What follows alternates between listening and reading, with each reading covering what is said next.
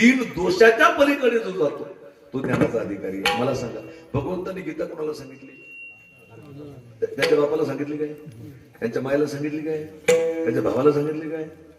अर्जुनालाच का सांगितली? तो ज्ञानाचा अधिकारी आहे, नाही का? जेन सांगेची पिता वसुदेवासी, जेन सांगेची माता देवकीसी, जेन सांगेची बंधू बळीभद्राशी, ते गुह्य अर्जुनेशी बोलत. तशी गीता अगोदर सांगितली भगवंताने.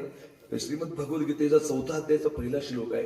इमं विवस्वते योगम प्रोक्तवान हम व्ययम विवस्वान मनवे प्राहु मनुरीक्षा कवे ब्रवीत. ज्ञानोबरायांनी फार सुंदर चिंतन मांडलं त्याच्यावर.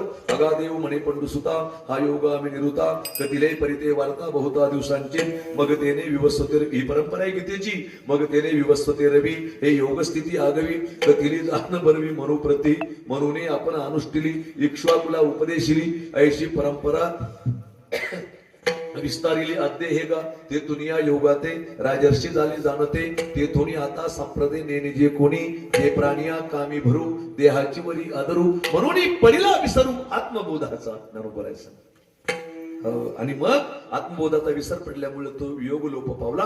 मग भगवंताने अर्जुनाचं निमित्त केलं आणि सगळ्या जगाला गीता सांगितली. पण गीता कुठं सांगितली मला सांगा?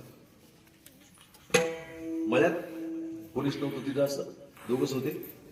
कुठं सांगितली? कुरुक्षेत्रावर. पण विक्षेप नाही का? मल म्हणजे पाप करण्याची प्रवृत्ती, विक्षेप म्हणजे मनाची चंचलता, नाही का? आपलं मन किती चंचल आहे, नाही का? एवढी गीता सांगितली भगवंतानं. आणि कुठं? कुरुक्षेत्रावर. तिथं गीता सांगितली. तुम्ही आता काय करू लागले?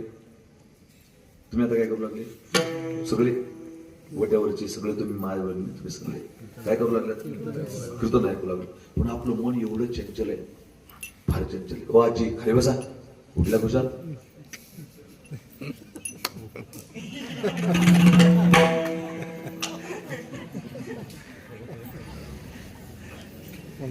नाही कळलं नाही तुम्हाला? कळलं नाही ते तर जाऊ द्या. तुम्ही कीर्तन ऐकत होते ना, मग आजीकडे जायची काही गरज नाही.